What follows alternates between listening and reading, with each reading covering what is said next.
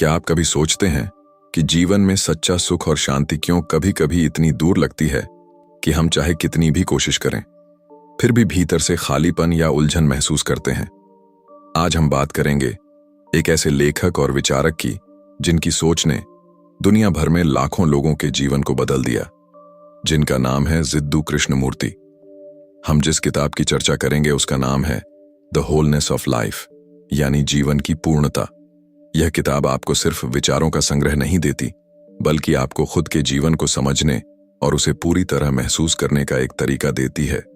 आज के इस वीडियो में हम इसे इस तरह खोलेंगे जैसे आप किसी अच्छे दोस्त के साथ गहरी बातचीत कर रहे हों। हम देखेंगे कि कैसे कृष्णमूर्ति हमें यह बताते हैं कि जीवन की असली पूर्णता कहाँ से आती है और कैसे हम अपनी रोजमर्रा की उलझनों और तनावों से बाहर निकल सकते हैं। तो अगर आप तैयार हैं तो चलिए शुरू करते हैं और वीडियो के आखिर तक बने रहिएगा, क्योंकि मैं आपको कुछ ऐसे सवाल भी दूंगा जिन पर सोचकर आपका नजरिया बदल सकता है। अध्याय 1, स्वयं को समझना। क्या आपने कभी अपने आप से यह सवाल किया है कि मैं वास्तव में कौन हूं? यह सवाल जितना साधारण लगता है उतना ही गहरा और चुनौतीपूर्ण भी है। कृष्णमूर्ति जी कहते हैं कि हमारे जीवन की सबसे बड़ी खोज यही है, स्वयं को समझना। और जब हम अपने आप को नहीं समझते तब तक हम जीवन में शांति, खुशी या संतोष नहीं पा सकते। कल्पना कीजिए, आप एक जंगल में हैं, चारों ओर हरियाली है, पक्षियों की चहचहाहट है, लेकिन आप रास्ता नहीं देख पा रहे हैं। आप चलते हैं, लेकिन हर कदम पर लगता है कि आप कहीं पहुंच ही नहीं रहे। यह जंगल आपके मन का प्रतीक है। आपके विचार, भावनाएं, डर और इच्छाएं, यह सब उस जंगल की तरह हैं। जब तक आप इसे समझने की कोशिश नहीं करेंगे, आप हमेशा खोए हुए महसूस करेंगे। कृष्णमूर्ति जी बताते हैं कि जीवन की जटिलताओं का मूल कारण हमारे स्वयं के प्रति अज्ञान में है। हम अक्सर अपने विचारों, भावनाओं और प्रतिक्रियाओं को बिना देखे स्वीकार कर लेते हैं। हम सोचते हैं कि यही हम हैं, लेकिन वास्तव में यह सिर्फ हमारे अनुभवों का संग्रह है। जैसे किसी पुराने झूले की तरह हमारे मन में पुरानी यादें, डर और आशाएं एक दूसरे के ऊपर जमा होती रहती हैं और हम उन्हें अपने असली आत्म के रूप में मान लेते हैं। स्वयं को समझने का पहला कदम है सावधानी पूर्वक देखना और सुनना। इसका मतलब है कि हम अपने विचारों और भावनाओं को बिना किसी निर्णय या आलोचना के देखें। उदाहरण के लिए, जब आपको गुस्सा आता है तो आप केवल यह महसूस करें कि गुस्सा है, उसे दबाए नहीं, न ही उस पर खुद को दोष दें।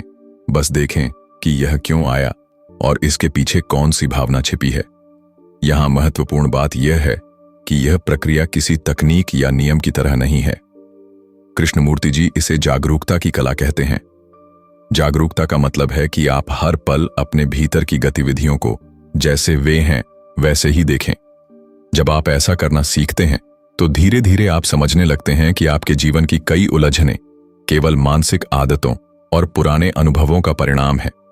इसके साथ ही कृष्णमूर्ति यह भी बताते हैं कि हम अक्सर अपने जीवन को अतीत और भविष्य के संदर्भ में जीते हैं। हम सोचते हैं कि अतीत में हुई कोई घटना हमारे वर्तमान को नियंत्रित कर रही है या भविष्य की चिंता हमें आज के क्षण से दूर ले जा रही है। लेकिन जीवन केवल वर्तमान में ही मौजूद है। जब हम वर्तमान में पूरी तरह उपस्थित होते हैं, तभी हम वास्तविक स्वतंत्रता और शांति का अनुभव कर सकते हैं। एक और महत्वपूर्ण विचार है स्वतंत्रता और आत्मज्ञान का संबंध। कृष्णमूर्ति जी कहते हैं कि स्वतंत्रता केवल बाहरी परिस्थितियों से मुक्त होने का नाम नहीं है।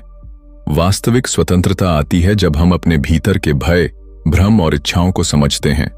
जब आप स्वयं को समझते हैं, तब आप अपने निर्णयों और कर्मों में पूर्ण स्वतंत्रता महसूस करते हैं। तो अध्याय 1 में हमने देखा कि स्वयं को समझना जीवन का सबसे महत्वपूर्ण कार्य है। यह हमें सिखाता है कि हमारी खुशी, शांति और संतोष केवल बाहर की चीजों में नहीं, बल्कि हमारे भीतर की समझ में है। जब हम अपने मन, विचार और भावनाओं को बिना किसी निर्णय के देखते हैं, तभी हम अपने जीवन में असली शांति और स्पष्टता ला सकते हैं। अब मैं आपसे एक सवाल छोड़ता हूं, जो अगले अध्याय के लिए आपको तैयार करेगा। क्या आप सच में तैयार हैं अपने भीतर की पूरी सच्चाई को देखने के लिए, बिना किसी डर या पूर्वाग्रह के? अध्याय 2, डर और स्वतंत्रता। पिछले अध्याय में हमने देखा कि स्वयं को समझना जीवन का सबसे महत्वपूर्ण कार्य है। अब सवाल यह उठता है कि अगर हम अपने भीतर की पूरी सच्चाई को देखें तो हमारे सामने सबसे बड़ी बाधा क्या हो सकती है। कृष्णमूर्ति जी के अनुसार वह बाधा है डर। सोचिए, आप एक शांत झील के किनारे खड़े हैं। पानी बिल्कुल साफ और स्थिर है, लेकिन अचानक आप देखते हैं कि झील के भीतर कुछ अज्ञात गहरे हिस्से हैं। यही स्थिति हमारे मन की है। हमारे भीतर भी गहरे डर छिपे होते हैं, जिन्हें हम अक्सर पहचानने से डरते हैं। ये डर हमारे जीवन के हर पहलू को प्रभावित करते हैं, हमारे निर्णय, हमारे संबंध और हमारी खुशी। कृष्णमूर्ति कहते हैं कि डर केवल किसी बाहरी चीज से उत्पन्न नहीं होता, यह हमारे सोचने की आदतों और पुरानी यादों से बनता है। उदाहरण के लिए, अगर आप कभी असफल हुए हैं तो आप भविष्य में किसी चुनौती का सामना करने से डरते हैं। यह डर आपका वास्तविक निर्णय लेने का साहस छीन लेता है और आपको पुराने अनुभवों में फंसा देता है। लेकिन डर को समझने का तरीका क्या है? यहां भी कृष्णमूर्ति जी हमें जागरूकता की ओर लौटाते हैं। डर को दबाने या नजरअंदाज करने के बजाय हमें उसे सावधानी पूर्वक देखने और महसूस करने की आवश्यकता है। जब आप डर को ऐसे देखते हैं तो आप पाते हैं कि यह केवल एक प्रतिक्रिया है और यह आपके भीतर स्थायी नहीं है। डर से स्वतंत्र होने का मतलब है कि आप अपने निर्णय और कर्म केवल डर के प्रभाव से नहीं करेंगे। वास्तविक स्वतंत्रता आती है जब आप अपने डर को समझते हैं, उसका सामना करते हैं और फिर भी अपने निर्णय लेते हैं। यही कारण है कि कृष्णमूर्ति कहते हैं कि स्वतंत्रता और डर का ज्ञान एक दूसरे से जुड़ा हुआ है। यहाँ एक और महत्वपूर्ण बात है, डर केवल व्यक्तिगत नहीं होता, कई बार यह समाज और संस्कृति के दबावों से भी बनता है। हम अक्सर यह सोचते हैं कि हमें समाज की अपेक्षाओं के अनुसार जीना चाहिए, लेकिन जब हम अपने भीतर के डर को समझते हैं और उसे चुनौती देते हैं, तभी हम समाज के दबावों से भी मुक्त हो सकते हैं। कृष्णमूर्ति जी हमें यह भी याद दिलाते हैं कि डर और स्वतंत्रता का संबंध वर्तमान में जीने से है। जब हम अतीत की असफलताओं या भविष्य की चिंताओं में फंसे रहते हैं तो हमारा डर बढ़ता है, लेकिन जब हम पूरी तरह वर्तमान में उपस्थित होते हैं तब डर अपने आकार को खो देता है। अध्याय 2 में हमने यह सीखा कि डर केवल बाहरी या असली खतरे से नहीं, बल्कि हमारे भीतर की मानसिक आदतों और अनुभवों से उत्पन्न होता है, और जब हम उसे पूरी तरह समझते हैं तब हम स्वतंत्रता का अनुभव कर सकते हैं। डर को समझना और वर्तमान में रहना हमें जीवन की असली शक्ति और स्पष्टता देता है। अब मैं आपसे एक सवाल छोड़ता हूं जो अगले अध्याय के लिए आपके मन में जिज्ञासा पैदा करेगा। अगर डर को पहचानने और समझने के बाद भी हम पूरी तरह स्वतंत्र नहीं हो पाते, तो वह कौन सी चीज है जो हमारी वास्तविक स्वतंत्रता और शांति में सबसे बड़ी बाधा बन सकती है? अध्याय 3, विचारों की शक्ति और मानसिक स्वतंत्रता। पिछले अध्याय में हमने देखा कि डर हमारी स्वतंत्रता में सबसे बड़ी बाधा हो सकता है, लेकिन कृष्णमूर्ति जी कहते हैं कि डर केवल एक पहलू है। जीवन की असली चुनौती होती है हमारे विचारों की शक्ति और उन पर हमारा नियंत्रण। कल्पना कीजिए, आप एक कमरे में बैठे हैं और आपके चारों ओर कई रंग बिरंगे बलून हैं। हर बलून एक अलग विचार का प्रतिनिधित्व करता है। कुछ विचार खुशियां लाते हैं, कुछ डर और चिंता पैदा करते हैं। लेकिन अगर आप इन बलूनों के पीछे भागते रहेंगे या उन्हें पकड़ने की कोशिश करेंगे, तो आप कभी शांति नहीं पा सकते। यही स्थिति हमारे मन की है। हमारे विचार निरंतर आते रहते हैं। कृष्णमूर्ति जी कहते हैं कि हमें अपने विचारों को नियंत्रित करने की कोशिश नहीं करनी चाहिए, बल्कि उन्हें समझना और जागरूक होकर देखना चाहिए। यह समझने की प्रक्रिया सरल नहीं है, क्योंकि हम अक्सर अपने विचारों को वास्तविकता समझ लेते हैं। उदाहरण के लिए, जब कोई हमारे बारे में नकारात्मक सोचता है तो हम तुरंत मान लेते हैं कि यह सच है और उसके अनुसार प्रतिक्रिया करते हैं। लेकिन कृष्णमूर्ति जी बताते हैं कि विचार केवल एक प्रतिक्रिया है, वास्तविकता नहीं। जब हम इसे समझते हैं तभी हम मानसिक स्वतंत्रता पा सकते हैं। एक और महत्वपूर्ण अवधारणा है विचार और अनुभव का अंतर। अक्सर हम सोचते हैं कि हमारे अनुभव हमारे विचारों के परिणाम हैं, लेकिन कृष्णमूर्ति जी कहते हैं कि अनुभव केवल जागरूक अवलोकन से बनता है। जब हम अपने विचारों को बिना किसी पूर्वाग्रह के देखते हैं, तब हम अनुभव को सही ढंग से समझ सकते हैं और फिर वही अनुभव हमें सिखाता है कि कौन से विचार वास्तव में हमारे लिए उपयोगी हैं और कौन से केवल हमारे मन को भ्रमित करते हैं। कृष्णमूर्ति जी का यह कहना है कि विचारों पर पूर्ण नियंत्रण पाने की कोशिश विफल होती है, लेकिन विचारों की प्रकृति को समझकर और उन्हें पहचानकर हम आत्म जागरूकता प्राप्त कर सकते हैं। यही आत्म जागरूकता हमें डर और मानसिक उलझनों से मुक्त करती है। जब आप जागरूक रहते हैं तो विचार आपकी पहचान नहीं बनते, आप उन्हें केवल एक घटना की तरह देखते हैं और इस दृष्टिकोण से जीवन में शांति आती है। यहां ध्यान देने वाली बात यह है कि मानसिक स्वतंत्रता का मतलब यह नहीं कि आप न सोचें, बल्कि इसका मतलब है कि आप सोचते समय अपने आप को उसके साथ भ्रमित न होने दें। जैसे आप किसी फिल्म को देखते हैं और जानते हैं कि यह केवल एक कहानी है, वैसे ही आप अपने विचारों को भी देख सकते हैं। इस अंतर को समझना जीवन में असली स्वतंत्रता का मूल मंत्र है। अध्याय 3 में हमने यह सीखा कि हमारे विचारों की शक्ति जीवन पर गहरा प्रभाव डालती है। डर से मुक्त होना और विचारों को समझना हमें मानसिक स्वतंत्रता और स्पष्टता देता है।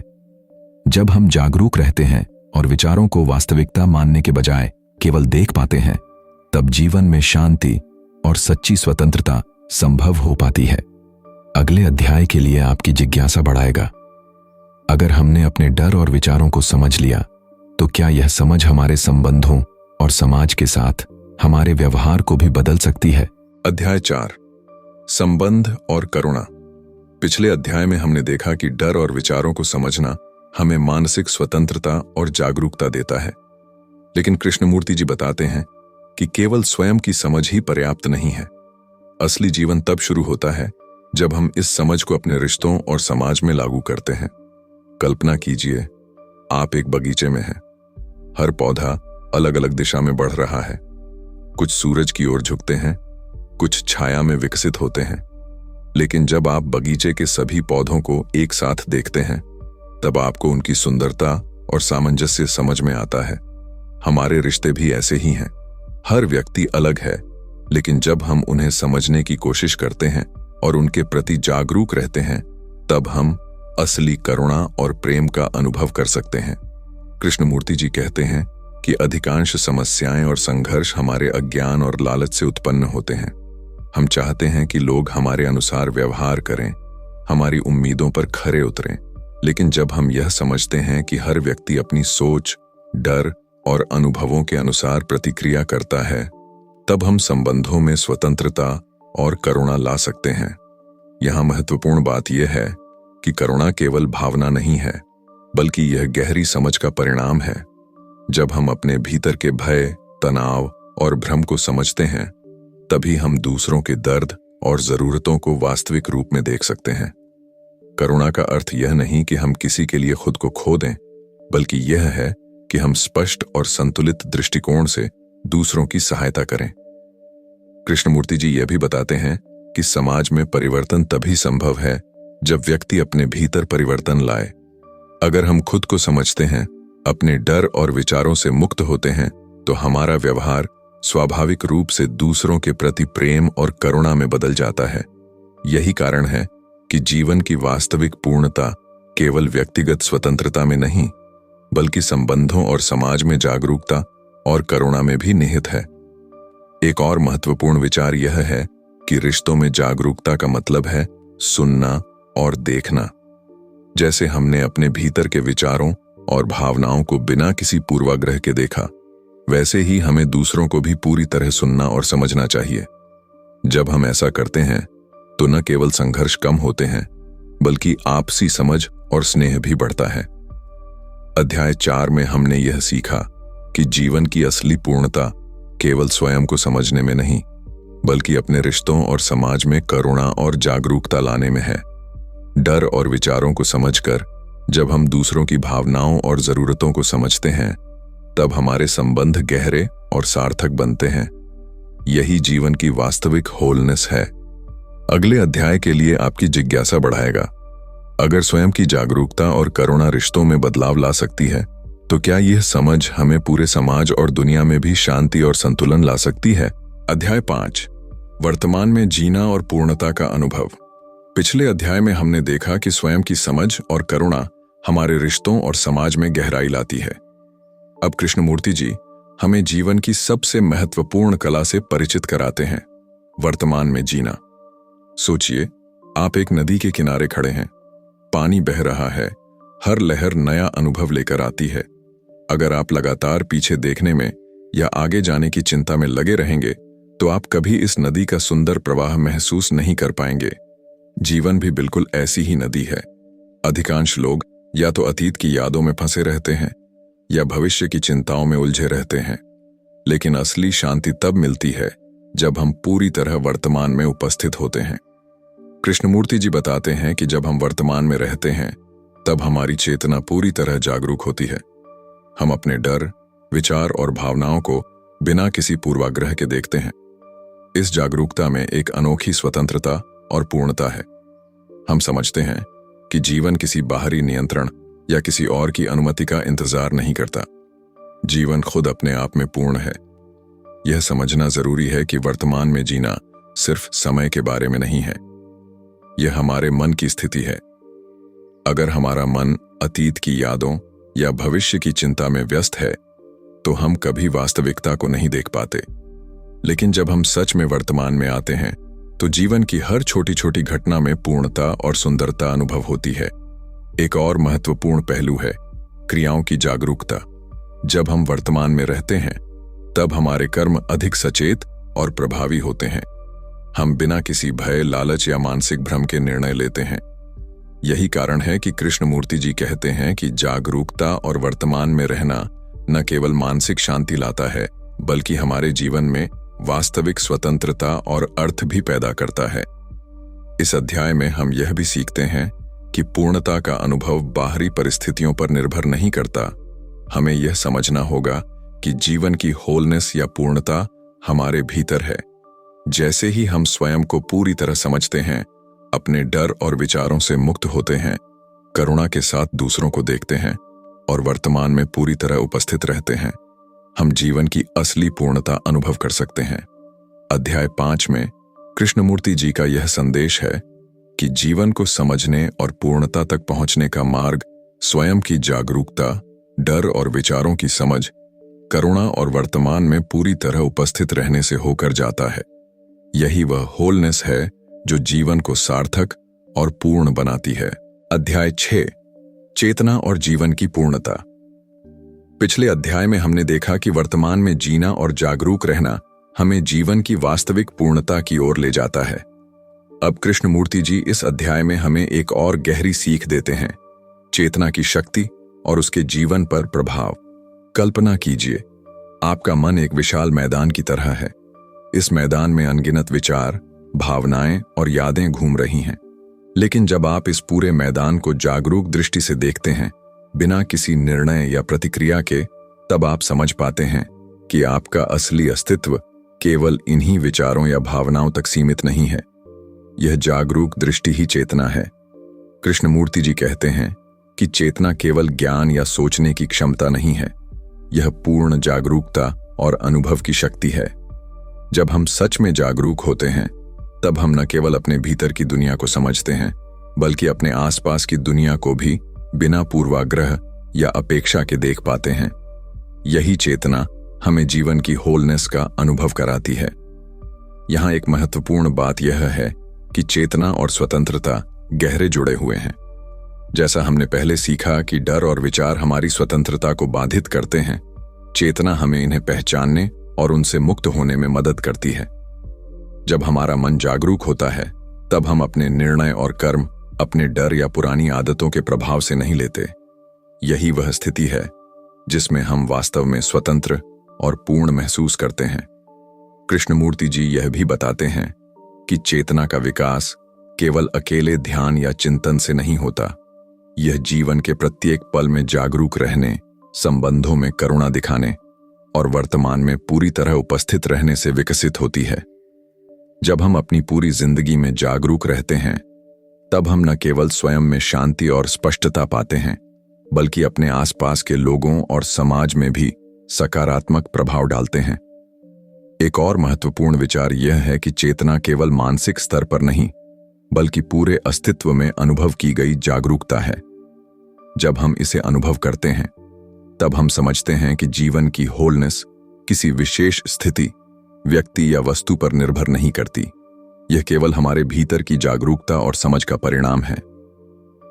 अध्याय 6 में कृष्णमूर्ति जी का यह संदेश है कि जीवन की पूर्णता केवल बाहरी परिस्थितियों या चीजों पर निर्भर नहीं करती। जब हम चेतना के साथ हर पल को अनुभव करते हैं, अपने डर और विचारों से मुक्त होते हैं और करुणा के साथ जीवन में उपस्थित रहते हैं, तब हम वास्तविक शांति और स्वतंत्रता का अनुभव कर सकते हैं।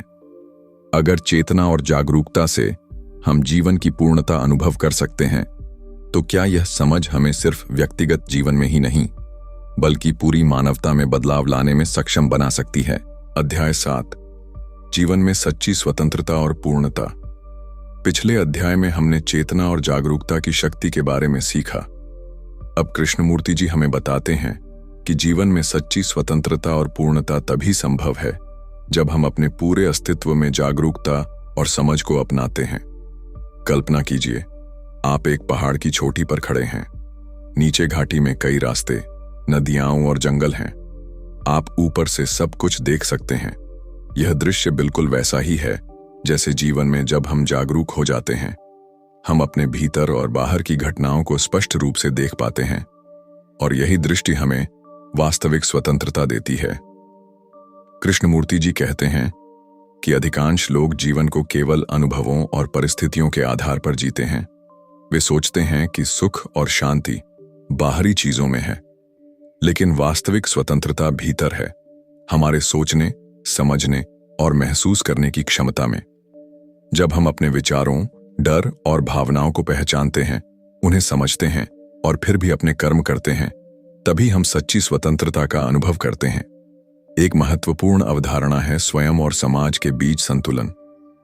कृष्णमूर्ति जी कहते हैं कि जब हम अपने भीतर स्वतंत्र और जागरूक होते हैं, तो हमारे रिश्ते और समाज में भी सकारात्मक बदलाव आता है।